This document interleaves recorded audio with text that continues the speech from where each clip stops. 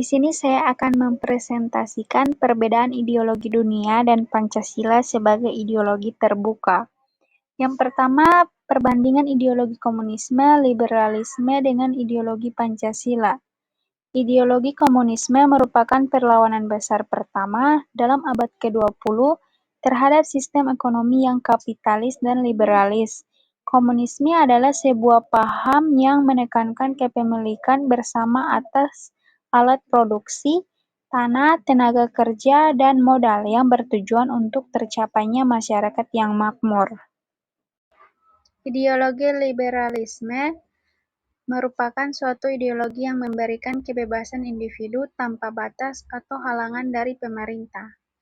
Munculnya ideologi ini disebabkan karena ketatnya peraturan sehingga membuat kekuasaan bersifat otoriter, tanpa memberikan kebebasan berpikir kepada rakyat.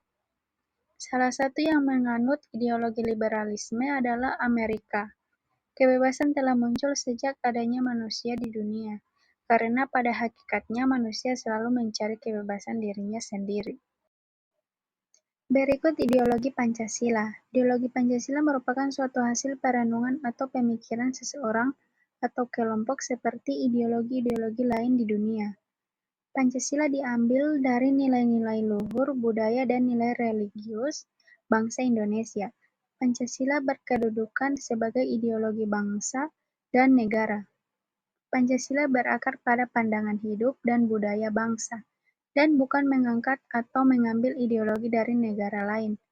Dan kandungan ideologi Pancasila adalah kumpulan nilai-nilai atau norma yang meliputi sila-sila Pancasila. Kelebihan ideologi komunisme. Yang pertama, karena perekonomian sepenuhnya ditangani oleh pemerintah, baik dalam hal perencanaan, pengorganisasian, pelaksanaan, dan pengawasan, maka pemerintah lebih mudah mengendalikan inflasi, pengangguran, atau berbagai keburukan ekonomi lainnya. Yang kedua, pemerintah menentukan jenis kegiatan produksi sesuai dengan perencanaan sehingga pasar barang dalam negeri berjalan dengan lancar. Yang ketiga, relatif mudah melakukan distribusi pendapatan. Kekurangan ideologi komunisme. Yang pertama, mematikan inisiatif individu untuk maju sebab segala kegiatan diatur oleh pusat. Kedua, sering terjadi monopoli yang merugikan masyarakat. Tiga, masyarakat tidak memiliki kebebasan dalam memilih sumber daya. Kelebihan ideologi liberalisme. Pertama, menumbuhkan inisiatif dan rekreasi masyarakat dalam mengatur kegiatan ekonomi. Masyarakat tidak perlu menunggu komando dari pemerintah. Kedua, setiap individu bebas untuk memiliki sumber-sumber daya produksi. Hal ini mendorong partisipasi masyarakat dalam perekonomian. Yang ketiga, timbul persaingan untuk maju karena kegiatan ekonomi sepenuhnya diserahkan kepada masyarakat.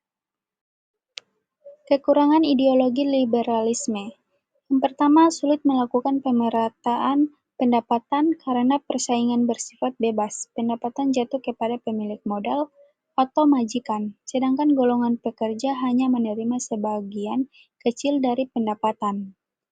Yang kedua, pemilik sumber daya produksi mengeksploitasi golongan pekerja sehingga yang kaya makin kaya, yang miskin makin miskin.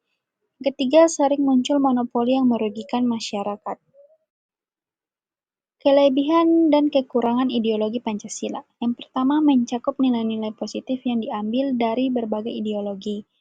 Yang kedua, menutup kelemahan dari kedua ideologi yang bertentangan. Yang ketiga, ekonomi yang menyangkut hajat hidup orang banyak dikuasai oleh pemerintah sehingga tidak mengorbankan rakyat.